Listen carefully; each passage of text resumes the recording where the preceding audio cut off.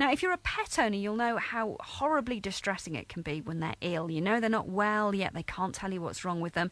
For many, a trip to the vet is the best thing to sort the problem. But now, new technology could help even further. To tell me more, I'm joined by Helen Morell from Chinner, who's developed thermal imaging technology. Helen, thank you ever so much for coming in. How does this work, first of all? Hi, Louisa. Lovely to be here. It's quite exciting new technology. It's basically a very small handheld camera which can detect the thermal infrared radiation or heat that the animal gives off. Now, normally your animal is thermally symmetrical, so any deviation from that, anywhere which is looking hotter or colder than the corresponding side, indicates that there's a problem underneath, and that might be something that your vet wants to take a look at or something that you just want to keep an eye on. Okay, oh dear, so many questions. How did you get involved with this particular idea then? Because you did some training at the University of Florida, didn't you? That's right, yes. I went across there to train up. There's nowhere in the UK where you can train in this technology yet. It's something that's been developed over the last 30 years in the States. And I was fortunate enough to be accepted onto a course which the 4 pioneering vets in the field organised. And I went across there to study it. The technology is derived from military technology, but over the last few years, it's become smaller, more compact, more convenient to use, and has been diversified into the veterinary field. So that's something to look at. I actually brought the camera along to show you. Oh, but I didn't see that. Yes. Oh, it looks just like an ordinary video camera. It does, yes. It's battery operated, very small, and it's silent to use. So animals really don't mind this being around them. They don't need to be sedated. They can be scanned in their own homes, so it's very, very convenient. And then a report's compiled and sent across to your vet. Okay. Now, it's worth pointing out, you're not a trained vet, are you? No, I'm not. I'm actually studying for a veterinary physiotherapy master's at the moment, so I'm hoping to use this alongside that. But my background is in animal science, so I did study for 3 years at the University of Newcastle upon Tyne. So with the technology then that's been developed and that you've got in front of you, how do you know that works for pets? Because, I mean, it's been used on horses before now, hasn't it? That's right, yes. It's been used quite widely in the equine field in the States, and lots of the top competition and racing stables here in the UK and a few equine hospitals do have thermal imaging technology. And I suppose the spin-off from that is then to look at companion animals and look at how it works with them. So Kim Henneman, one of the vets in the US who I trained with, has done a lot of work with dogs over there, so I was fortunate to study with her. And the same theories apply for horses as for dogs and cats, that theory of thermal symmetry and making sure that left mirrors right and there's nothing that's looking hotter or colder than it should. So when you have a scan or you have a picture, what do you actually see? Just a series of colours? You will do, yes. You'll see the outline of the animal and then a range of different colours corresponding to a scale on the right-hand side, with red areas showing as the hottest areas down to blue and green areas as the cooler areas. So it's a very graphical representation of the infrared radiation that the animals produce. It's really easy to look at, really easy to interpret, and owners love it because they can see just there in front of them what's going on and really understand what's underlying. So what kind of things can you detect then through this? You can detect muscle injuries, skeletal problems, joint injuries, tendon and ligament damage, skin conditions, a whole raft of diseases and injuries which would cause a change in the physiology of the animal. Why has it taken so long then to catch on in this country if it's been used in the States up until now? It is still fairly new in the States. It's been a long while in the development. It's been a long while in making sure that it's portable and it's easy to use.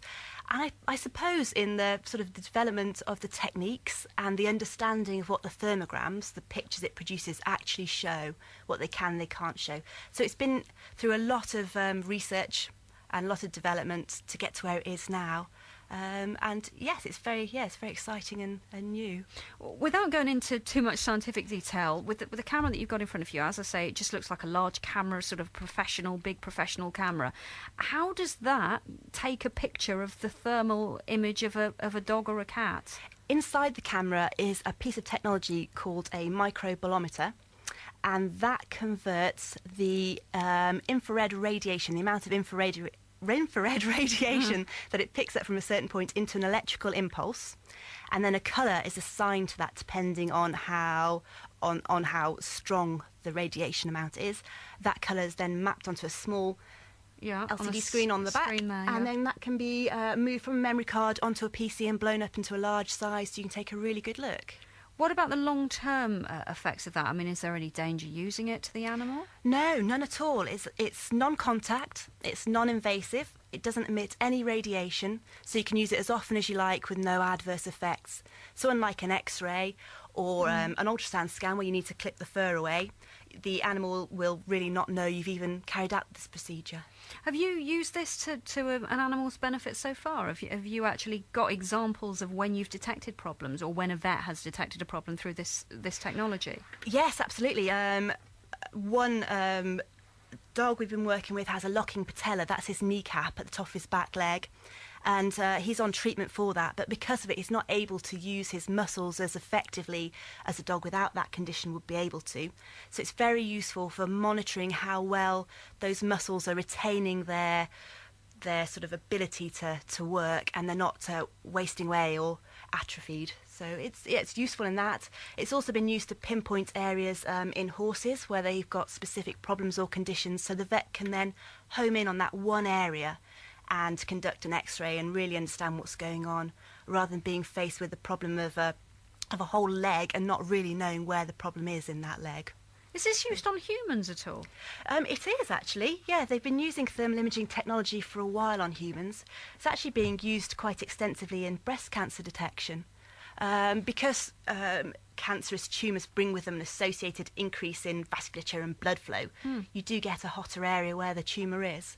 So yes, it's being used there as an early screening. Because when I read this and I saw about thermal imaging, the only experience I've known of it is when you sort of see these pictures when somebody goes missing, and you can take pictures of landscapes and you get the sort of the red area where there's heat, and you can detect a body or something like that. Yes, it's just a variant of the same technology. So yes, all those police chase films we've watched from the police helicopter, yeah, that's exactly it. But it's using a slightly different colour palette and a slightly different field of view, so you can get much closer and a lot more detail in the images. How are vets reacted so far to the work that you've done and the technology you've developed?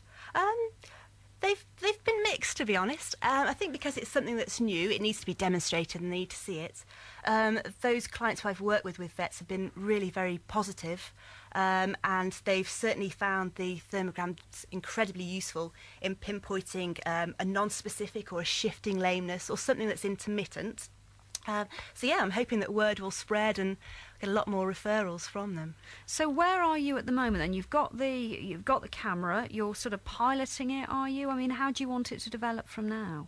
It's launched and I can offer a fully mobile service to anybody who's interested. The website is launched as well, so there's a lot more information on there. So yes, just all ready to go. I've got few clients already, so yes, it's very exciting times. Can you see a point? I'm sure you'd like to, but I mean, if some vets are a bit sceptical and they want it to be proven a little bit more, I mean, eventually, can you see a point where every vet practice might have a camera like this in there?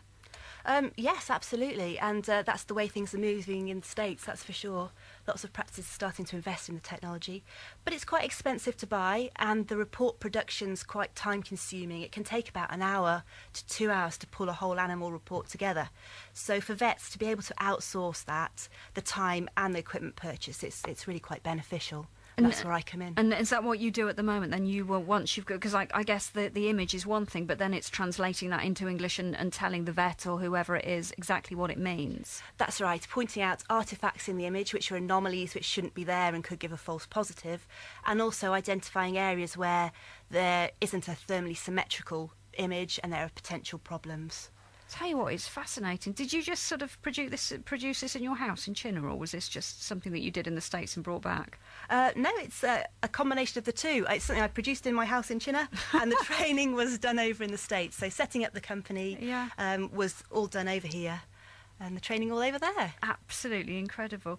What's your website address if people want to find out a little bit more? Okay, it's veterinary-thermal-imaging.com. Brilliant. Helen, it's been fascinating to talk to you. Thank you ever so much. We should have brought my dachshund in now. I could have taken a little picture of him. We could have done some live on air. Never mind. Next time. Helen, lovely to meet you. Thank you ever so much. Thank you. Congratulations on it as well. Helen Morrell there from Chinner. If you want to find out more, veterinary-thermal-imaging.com. Absolutely incredible.